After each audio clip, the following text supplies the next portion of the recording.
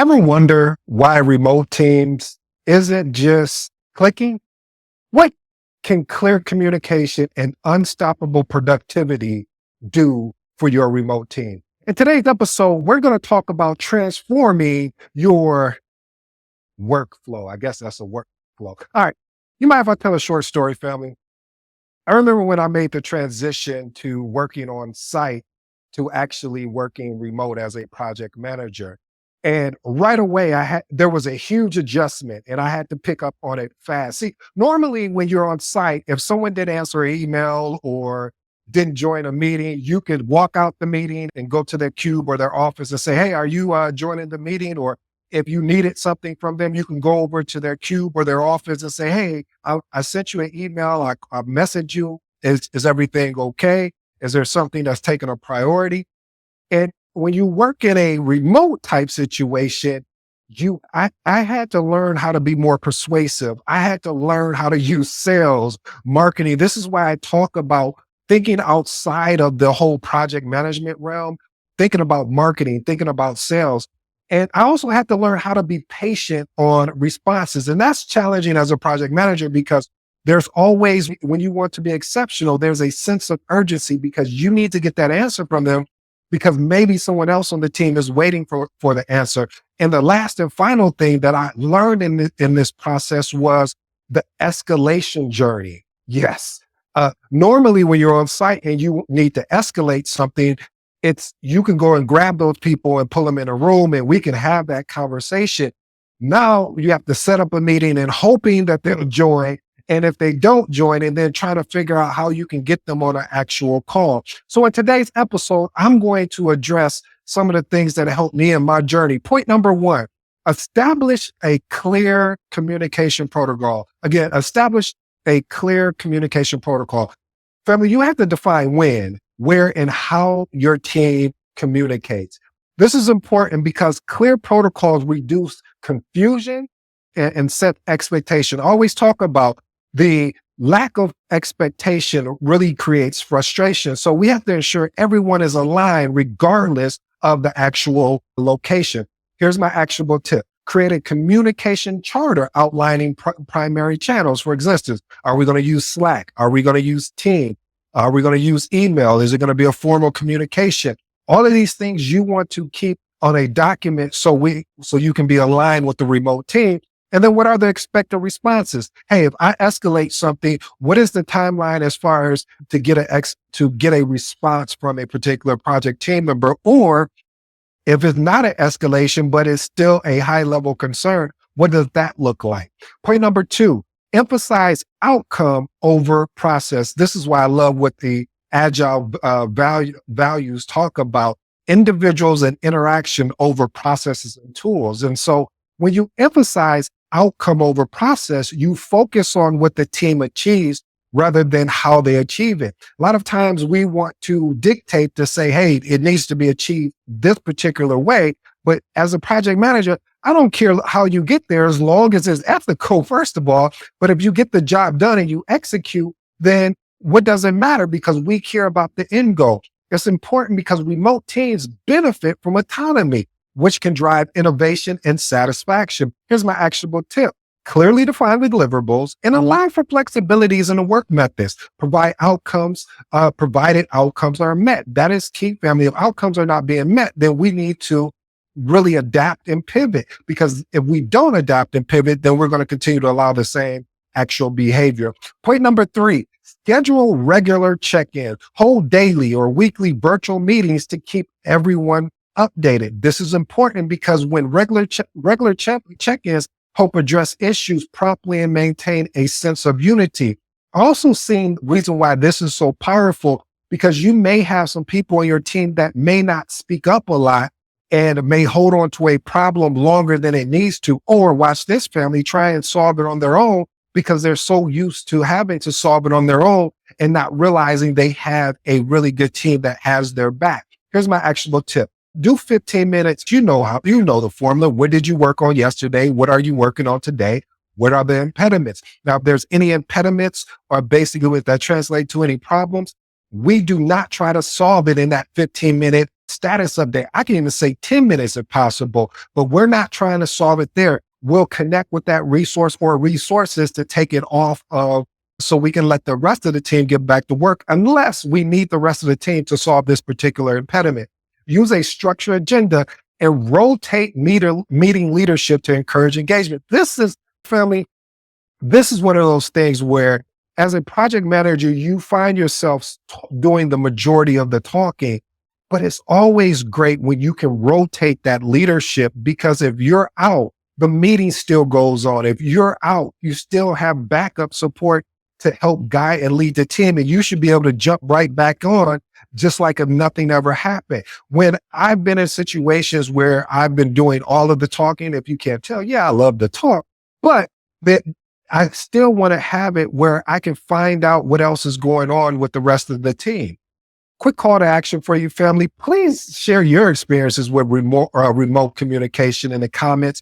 I'm just curious to see what your thoughts are, or any related video topic you want to know about or episode. Point number 4, develop a virtual open door policy. See, this encourages team members to reach out at any time with questions and concerns.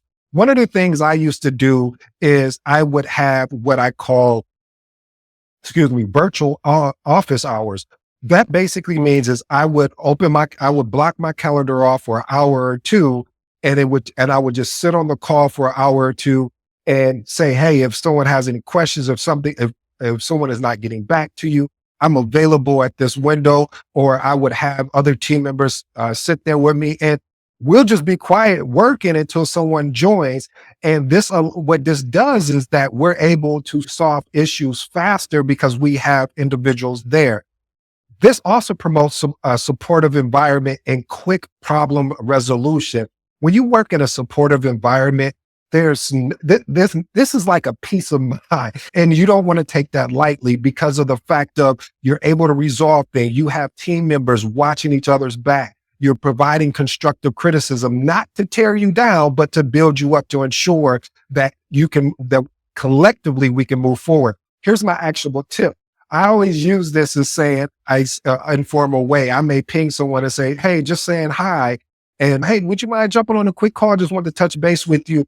Now it goes from a just saying hi to more of an informal conversation. So if anyone is listening that I work with and I used to do, that's why I used to do it, because I seen how important it was. And I don't go jump right into the project. I may ask a question, hey, how's the family? Because again, I'm building rapport with my project team. I'm asking those questions outside of work.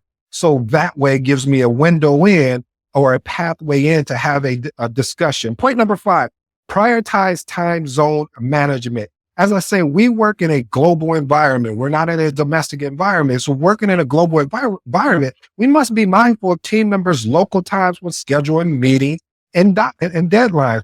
This is important because when you respect time zone, it avoids burnout, and we ensure that it's equitable participation. Here's my actionable tip. Use scheduling tools that display team members' local times and rotate meetings times when it's possible.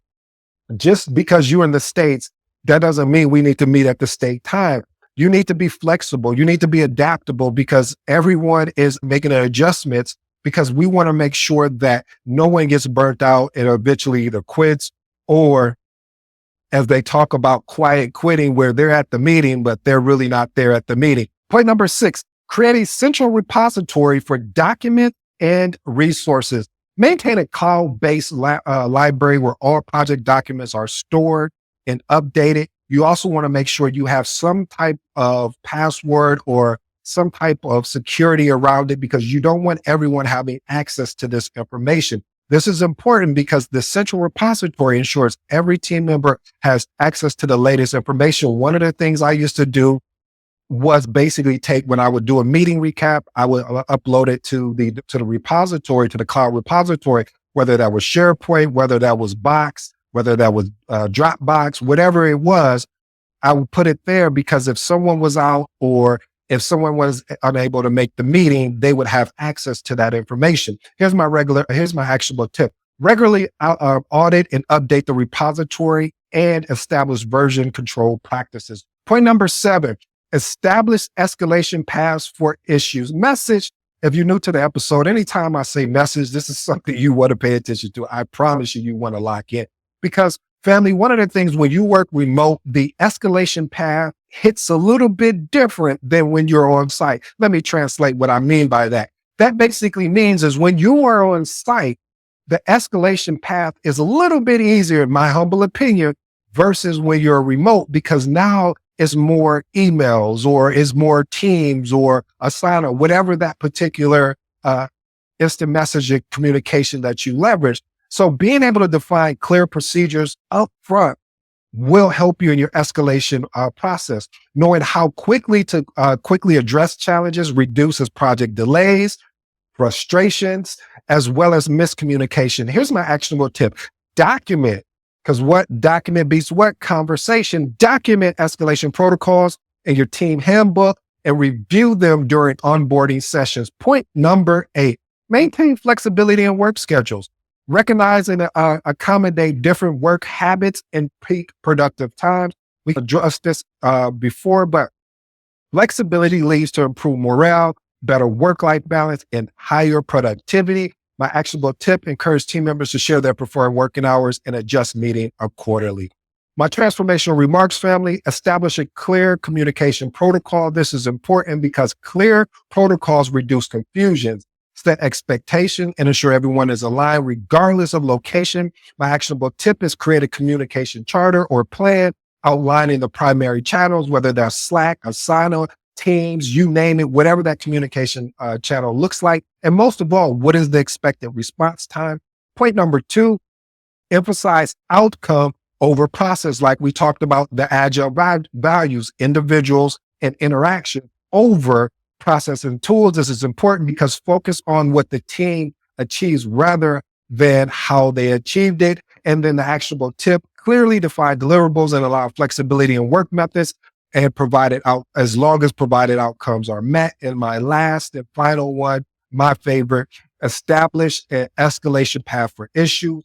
Having the ability to know how quickly to address challenges and reduce project delays and miscommunication. My actionable tip is document escalation protocols in your team handbook and review them during the onboarding session, as well as throughout the life of the project. Family, I hope you enjoyed today's episode. I go by the name AD. For all you smart and intelligent folks out there, hey, listen, that just simply means it. Until next time.